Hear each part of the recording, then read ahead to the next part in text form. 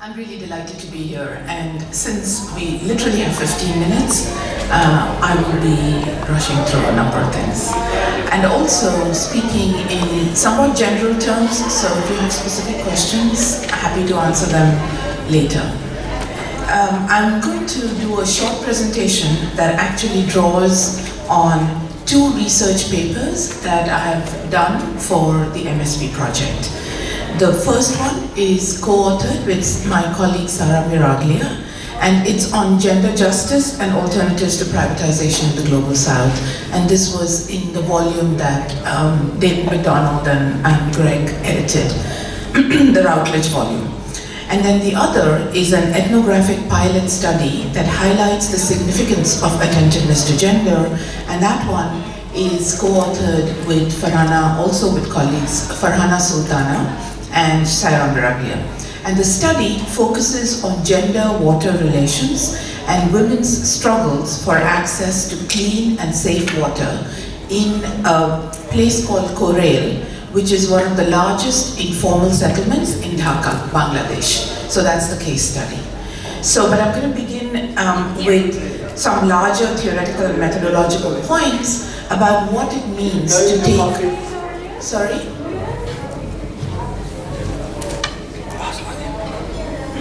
Craig, were you saying something to me? No. Uh-oh, all right. So I'm going to begin with theoretical and methodological points about what it means to take gendered relations and women's everyday lives seriously in understanding and transforming public services. Okay. Feminist scholarship and activism in the last several decades has shown conclusively that gender is constitutive of economic and political structures of governance, that gender ideologies and representations consolidate hierarchical relations of rule globally, and that people's subjectivities and identities are profoundly gendered. So any project that seeks to confront hierarchical and unjust relations of rule which are embedded in processes of privatization and commercialization has to engage with the everyday politics of gender. So fundamentally, a gendered analysis assumes attentiveness to unequal male-female relations and a commitment to gender justice. That is, strategies to eliminate the subordination and impoverishment of women. Gendered analysis does not assume that women are uniformly or universally subordinated, or that women in different places, spaces, and cultures face identical challenges. So class, caste, sexuality, religion, culture, ability, and race, ethnicity, indigeneity, all intervene to position women in similar and different relationships to power and inequality. In addition, patriarchal histories of colonialism, racism, and capitalist exploitation position communities of women in the Global South and North in different, although comparable, relationships to each other, to the state, and to transnational government structures. Neoliberal economic policies have further cheapened women's labor in the workplace, simultaneously increasing their labor in the home via dismantling of social services in particular and the welfare state in general. So I want to speak about gender as a theoretical lens and an epistemological project. So that is, gender in relation to meaning systems, ideologies, theories, paradigms. 2, gender as an apparatus of governance embedded in institutions of rule. So gendered structures, practices, and forms of social reproduction. And 3, as lived cultures. So gendered subjectivities, self, and collective identities. Okay.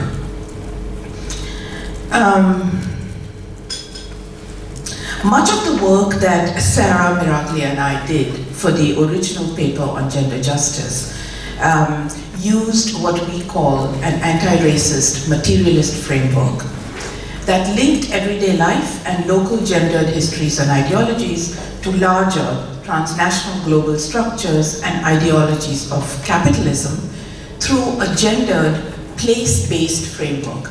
This is a framework that was described and mobilized by Arturo Escobar and Wendy Harcourt. In 2005, they had a book called Women and the Politics of Place. And this is the framework that we used.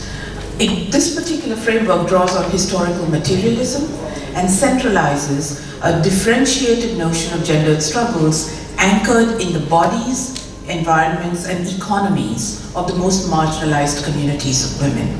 So poor and indigenous women in affluent and neo-colonial nations and women from the global south. We suggest that an experiential and analytic grounding in the lives and struggles of marginalized communities of women, so the urban poor, working class, peasant, indigenous, and so on, provides the most inclusive paradigm for advocating gender justice and the creation of alternatives to privatization. Okay? So some of the questions pertaining to a gender analysis of privatization and commercialization then include a gendering of the left critique of neoliberalism in Africa, Asia, and Latin America, and a critique of global restructuring in terms of the gendered impact of policies and practices and implications for gender equity, and finally, a focus on the ways in which women cope, adjust, resist, and advocate for their communities and on their own behalf. So, in concrete terms, what does that mean? This gendering of the left critique then includes a shift away from treating the poor or the worker or the working class or the peasant as homogeneous groups, right? And being attentive to the ways in which gender, race, ethnicity, and nation, right, inflect and constitute each identity in ways that shape the opportunities and constraints faced by women and men who are positioned differently in hierarchies of power, privilege, and exclusion, right?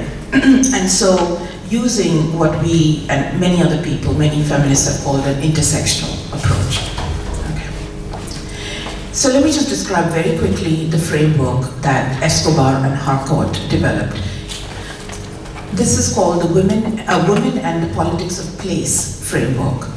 This WPP framework argues that the place-based practices of women involved in social justice struggles invoke related transformations around the body. So for instance, women's movements that involve sexual, productive, and reproductive rights. The environment, so ecological and environmental justice movements. And the economy, social and economic justice movements. In other words, the WPP framework makes a very capacious use of place itself, okay? Not just geographical location, but place in a much larger sense. It refers not only to place as territorially based, but also to place as a site of struggle for gender justice, particularly in relation to women's bodies, their environments, and their economic activities. So place is also attentive to difference, to diversity, and specificity in relation to these struggles, as well as to larger global processes. So the reason for using this kind of a framework is both that you want to do very localized, contextualized, historically specific studies of women's struggles with various public services, for instance, but it's a framework that also then allows you to link those specificities with larger economic, social, global structures. So now I'm going to just very quickly talk about the study. The study was a pilot study done again by Farhana Sultana, myself, and Sarah Muraglia. It was called Gender Justice and Public Water for All, Insights from Dhaka, Bangladesh.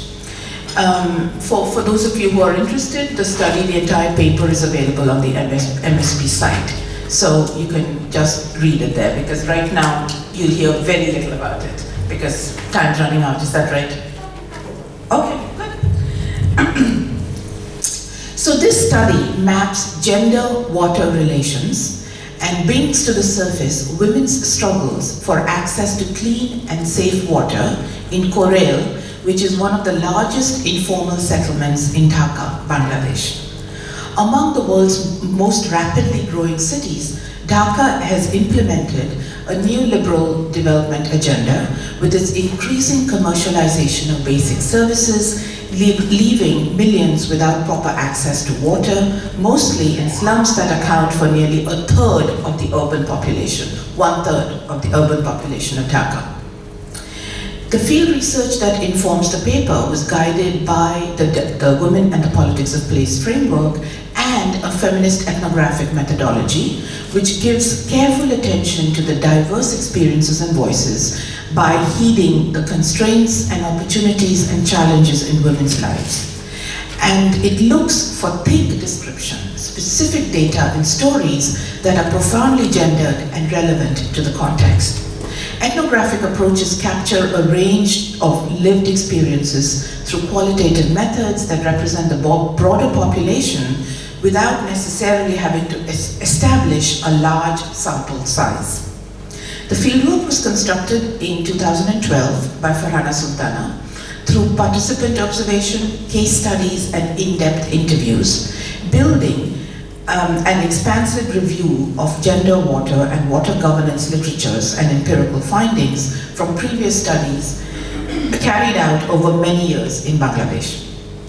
A detailed semi-structured questionnaire was developed to interview a total of 55 respondents, 25 women and 30 men. Participants were initially drawn from elected community groups and leaders and then randomly sampled from a range of locations in Korail. So for instance, in the marketplace, in homes, at water points, and so on. There was a conscious effort to involve marginalized slum households as well as other class strata, but interviewing depended obviously on people's availability and willingness to participate. So another questionnaire was developed for 2 focus group discussions that would help gauge common concerns in the community and assess group preferences and lived experiences. In addition, informal discussions with men and women in the wealthier surrounding neighborhoods contributed a range of contrasting views. Interviews with relevant government officials, NGOs, and international donors complemented the fieldwork. So this was a study which had a range of methodologies and a range of sets of people who were addressed in order to sort of provide a thick ethnographic description from which we came to certain kinds of conclusions. And let me just reiterate, this is a pilot study, and we are hoping that we can scale it up and do some comparative studies, similar comparative studies in different places that the MSP does work. We created a space for women to talk about their lived experiences individually and collectively, because these are what conditions preferences for public versus private water and people's perception of the state and other development actors.